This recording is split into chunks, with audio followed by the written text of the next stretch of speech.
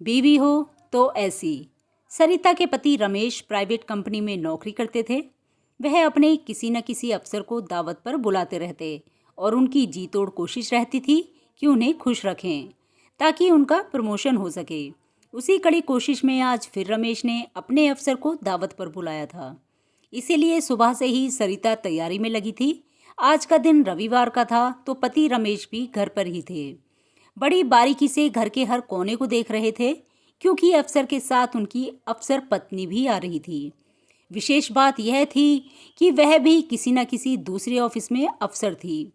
बारीकी से घर के कोनों को देखते हुए जैसे ही उनकी नज़र स्टोर के कोने पर पड़ी, अस्त व्यस्त सामान पर पड़ी, जोर जोर से आवाज़ लगाई, सरिता सरिता। किचन से पसीना पोंछती हुई सरिता आई तो बरस पड़े। देखो सरिता, सामान कैसे अस्त व्यस्त पड़ा है। उन्हें अपना घर दिखाऊंगा तो कितना बुरा लगेगा। न जाने तुम सारा दिन क्या करती हो। और हाँ, माँ के पलंग के पास उनकी दवाइयाँ और सामान भी बिखरा पड़ा है, उसे भी देख लेना। सरिता ने कहा, किचन का काम कर देखती हूँ। वैसे माँ की दवाइयाँ तो उनके पास ही रहेंगी, उन्हें बार बार चाहिए होती हैं। रमेश ने फिर रौब झाड़ा, लेकिन उन्हें ढंग से तो रखो और माँ को भी बता देना आज अफसर के साथ उनकी बीवी भी आएंगी, वह भी अफसर हैं। सरिता रमेश की बात सुन वापस किचन में चली गई तो पीछे पीछे रमेश जी पहुंच गए और बोले, सुनो, माँ कह रही थी कि तुम दाल की पकौड़ी बहुत अच्छी बनाती हो, तो साथ में ज़रा वह भी बना देना, वैरायटी हो जाएगी। सरिता सोच रही थी कि वैसे ही रमेश जी ने मेन्यू अच्छा खासा तैयार कर दे रखा था, अब पकौड़े। लेकिन रमेश जी की फरमाइश को दरकिनार करना उनकी आदत में नहीं था, तो जल्दी से दाल भिगो दी। तभी उनकी बेटी मोनू किचन में आई, बोली, वाह मम्मी, आज फिर के पापा के अफसर की दावत। अपनी तो मौज हो गई, आप तरह तरह की वैरायटी बनाओगी, चलो मैं भी थोड़ी हेल्प कर देती हूँ। दोनों तैयारी में लग गईं। शाम 6 बजे तक घर और खाना तैयार था। अब अफसर और उनकी बीवी का इंतज़ार था। रमेश जी सफ़ेद कुर्ता पाजामा पहने तैयार थे। तभी उनकी नज़र सरिता पर पड़ी। बोले, ढंग की साड़ी पहन लो, काम वाली बाई नज़र आ रही हो।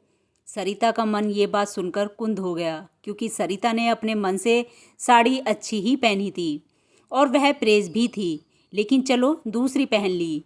ये बात सुन माँ बीच में ही बोल पड़ी, मुझे तो बहू ने सुबह ही अच्छी साड़ी पहना दी, वैसे मेरी सभी साड़ियाँ सफ़ेद हैं। चिंता ना कर बेटा, इस बार तेरी उन्नति ज़रूर होगी। सरिता ने खाना भी मेहनत से बनाया है। तभी बाहर गाड़ी के हॉर्न की आवाज़ आई और रमेश जी मेन गेट पर पहुँचे। अपने अफसर का स्वागत करने को खड़े हो गए। पीछे पीछे सरिता भी मुस्कुराती हुई अभिवादन के लिए पहुँच गई। साहब के साथ उनकी पत्नी, जो बहुत ही सादगी भरी अधेड़ महिला थी और सौम्य और सुंदर लग रही थी, उन्हें पहले बैठक में बैठाया गया। हर चीज़ कराने से सजी थी। साहब व उनकी पत्नी को माँ व पूरे परिवार से मिलवाया तो बड़ी खुशी से सरिता से बात करने लगी। थोड़ी देर में डाइनिंग टेबल पर खाना लगा दिया। जैसे ही खाना शुरू करने लगे, साहब की बीवी बोली, सरिता तुम भी साथ आ जाओ। संकोच करती हुई सरिता बोली, नहीं मैडम, आप लोग लीजिए, मैं आपको खाना परोसती हूँ। रमेश भी अपनी पत्नी की बात से सहमत बोल पड़े, इसकी आदत है, सबको खाना खिलाकर ही खाती है।